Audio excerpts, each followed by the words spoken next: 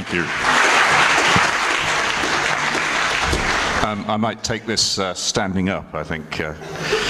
No difficult brief from Rosie. She just said, go on and be funny. Always the worst thing anyone can ever tell you before you get onto a stage.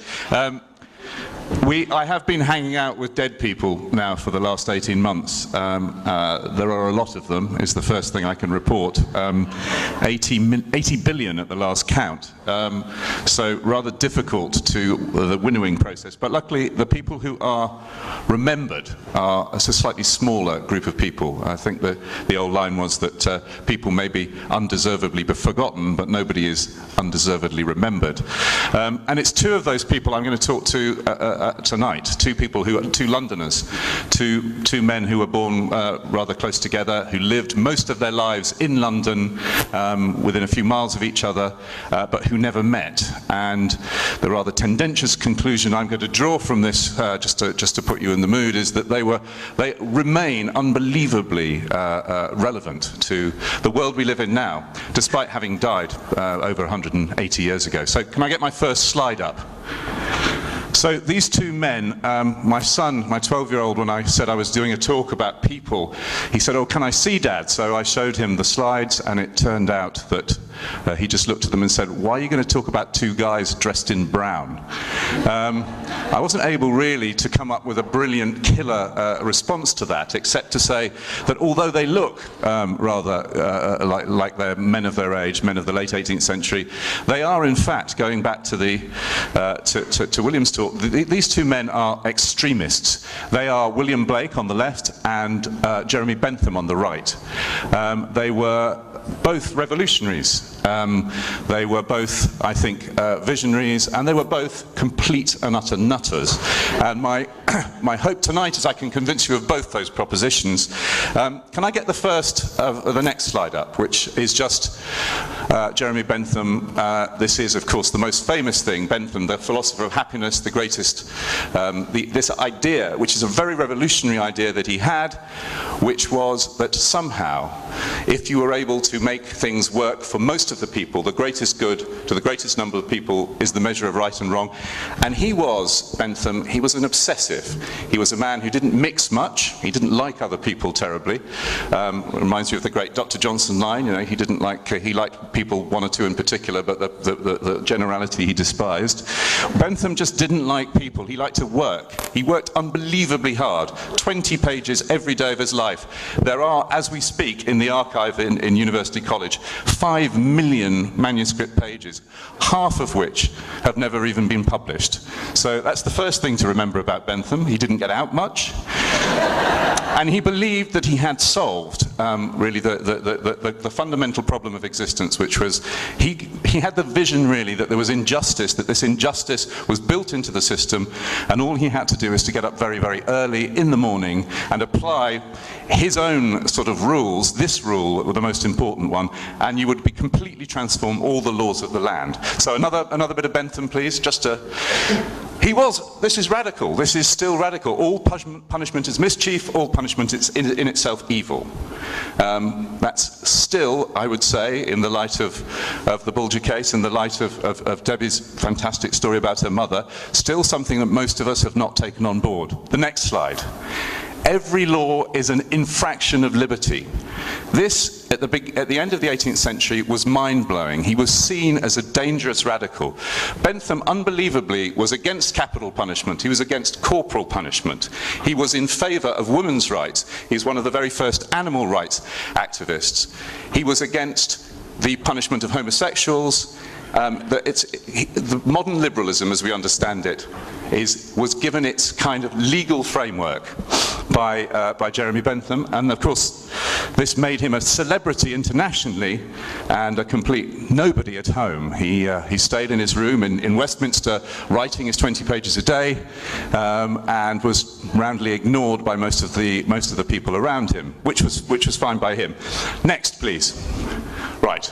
Now, Blake, down the road, completely different take on the universe. Also, he was born the son of Draper, He learnt early on, his father decided not to send him to school because Blake was born with strong opinions. There were opinions that he didn't change for anybody.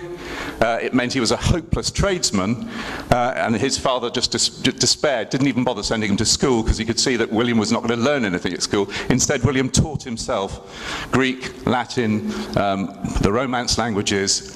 He educated himself and invented his own system. But he was extraordinary. This quote, I think, for the 60s generation, this became one of the great quotes by which many of them tried to live their lives. The next, please.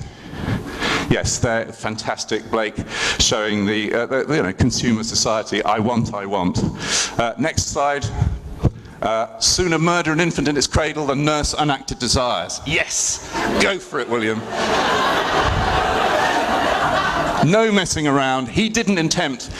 Bentham brilliantly had this thing called felicific calculus. He was an Enlightenment scientist, Bentham. If only we got up harder, work harder, we can figure out the heart of all. We can solve all human problems. Blake really went route one. Just don't stop people doing things. Next, please. Yes, the ghost of a flea, one of the most haunting images in the Old Tate Gallery. I mean, Blake's incredible imagination. He was at ease with Blake. He was at ease. Obviously, everybody knows, I think, the story about him seeing angels in the trees at Peckham Rye when he was just 8 years old. He lived his sort of visionary world that he lived in was it was every day. His son Robert, who died, used to visit him regularly. And one of the conversations he had with his son led to the invention of an extraordinary new process, which was instead of etching into wax, he painted with varnish onto the copper plate. Totally transformed. It was called relief etching. Anyone else would have patented it and made a fortune. Blake he was a hopeless businessman. He never met any of his deadlines. He didn't like his clients. He didn't like his patrons. He fell out with all of them. And he worked away in his room, producing extraordinary visionary images like this. Next, please. Yeah. Again, you're getting the theme now. Another one.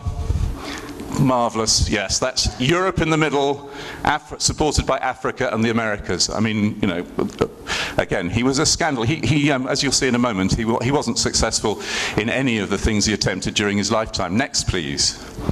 Yeah, this inner wife, I would desire what in whores is always found, the lineaments of gratified desire. So, now, the major difference between these two men is that Blake was unbelievably happily married. Next slide, please.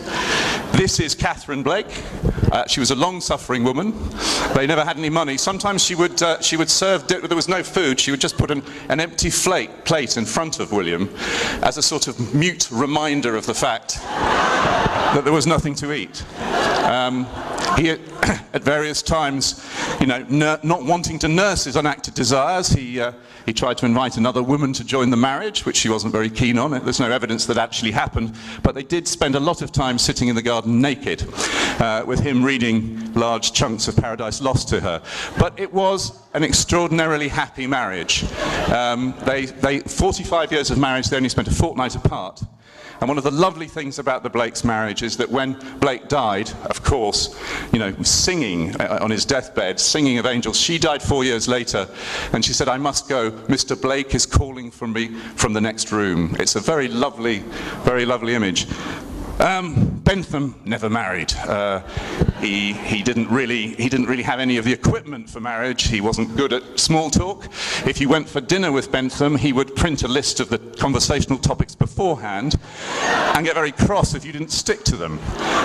Also, his domestic arrangements were eccentric, even for an Englishman. He loved animals. Lots of English people love animals, as we know. But, I mean, these animals lived with him. He slept often with a pig. In his bed, as a fellow pig keeper, it's not something I've ever tried. He had names for his objects. He had 2 walking sticks, Dapple and Dobbin, and he also had mice that lived in his office that ate many of the manuscript pages that he was working on. Anyway, the most mad. Next slide, please. and again, lovely bit of, yes, this is great. This is the first and only review of the only show that Blake had in London. Blake, not famous at all in his lifetime. Now, of course, you know, very famous, the Tiger, the most anthologized poem of all time. Next, please. Right, yes. The thing we all know about Bentham, and I'm aware I'm running out of time, is that he was genuinely mad, and one of his big ideas was that when he died, he had such a horror of the idea of corpses and waste. It just seemed to him a ridiculously illogical idea for people to be buried in the ground.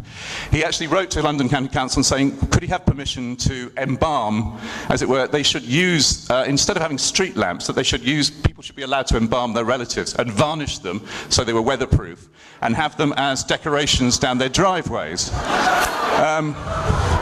The letter, as far as I know, was never answered, but Bentham actually went through with his plan, and you probably know he's still sitting in, as he suggests here, in, next slide please, he's still sitting in University College London, which the legend is that he's wheeled out from time to time for meetings. Now, he last had his underpants changed in 1939, where his clothes were found to be moth-eaten, but there's still his original clothes. Underneath is just a skeleton. He had his friend take all his flesh away and keep all his soft organs, his soft tissue in glass jars, but that's not his real head. His real head, just to show you the extent of the madness, it all went really horribly wrong. Next slide, please. That is Bentham's real head, and those two eyes are two glass eyes that he carried around in his pocket for the 6 months before his death.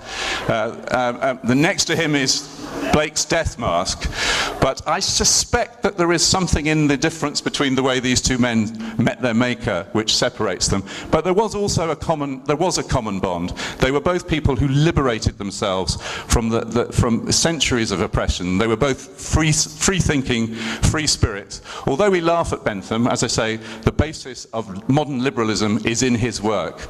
And as for Blake, I think we all know that his poetry remains, I think, right at the very top. After sort of a century of neglect, he has become one of the great, truly great and revolutionary voices in English poetry.